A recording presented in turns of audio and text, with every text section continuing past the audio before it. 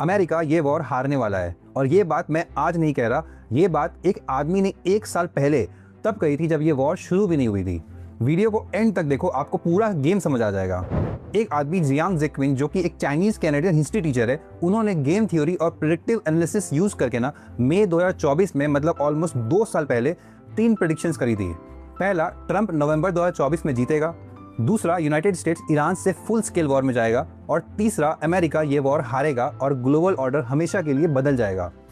अब देखो, जो मेथड्स उन्होंने यूज किया था टू प्रेडिक्ट दिस 3 स्टेटमेंट्स, उसको समझते हैं। गेम थ्योरी मतलब हर कंट्री अपने इंटरेस्ट के हिसाब से मूव करेगी, और वही मूव्स अगर आप कैलकुलेट कर सको तो आप फ्यूचर प्रेडिक्ट कर सकते हो।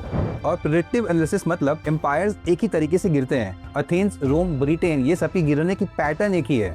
आज उनके YouTube चैनल प्रेडिक्टिव हिस्ट्री में 2.3 मिलियन सब्सक्राइबर्स हैं, और उनके इस लेक्चर्स के वीडियो में अब तक 68 लाख व्यूज हो चुके हैं। जियांग ने 2024 में एक सीन डिस्क्राइब किया था कि ट्रंप टीवी पर आएगा और बोलेगा ईरान ने अपने ही लोगों को मारा है। और शॉकिंगली 28 फरवरी 2026 ट्रंप ने प्रेस कॉन्फ्रेंस में वर्ड फॉर वर्ड यही कहा। स्क्रिप्ट 2 साल पहले लिख दी गई थी। अब देखो, जियांग की पहली 2 प्रेडिक्शन तो करेक्ट हो गई है। अब आते हैं तीसरी प्रेडिक्शन पे कि अमेरिका क्यों हारेगा। पहली बात, अमेरिका कोल्ड वॉर की मिलिट्री लेकर 21st सेंचुरी वॉर लड़ने चला गया है।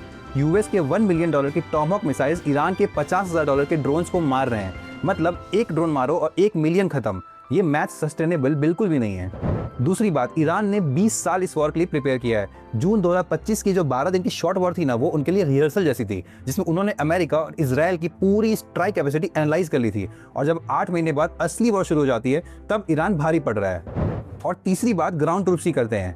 एज पर एक्सपर्ट्स, ईरान को कॉन्क्योर करने के लिए चाहिए 30 से 40 लाख सोल्जर्स, और पूरे अमेरिका के पास है सिर्फ 14 लाख एक्टिव ट्रूप मेंबर्स। ये जियांग के वर्ड्स हैं कि ईरान की माउंटेन्स में जाने के बाद यूएस सोल्जर्स नहीं, हॉस्टेजेस बन जाएंगे। यूएस के 7 फाइटर जेट्स अब तक गिर चुके हैं। मिसिंग एयरमैन के लिए ईरान ने $60,000 का रिवॉर्ड रखा है। देखो, ईरान के लिए ना ये वॉर सस्टेनेंस का है, और इसीलिए ईरान इस वॉर में सबसे डेडली है। ईरान जानबूझकर ये वॉर लंबा खींचना चाहता है, क्योंकि उन्होंने 20 साल का पेशेंस रखा है इस वॉर के लिए, जो अमेरिकन सोल्जर्स या अमेरिका के पास बिल्कुल नहीं है। 415 BC में एथेंस के साथ भी यही हुआ था, जो आज अमेरिका के साथ हो रहा है। History is repeating itself and this time it is America.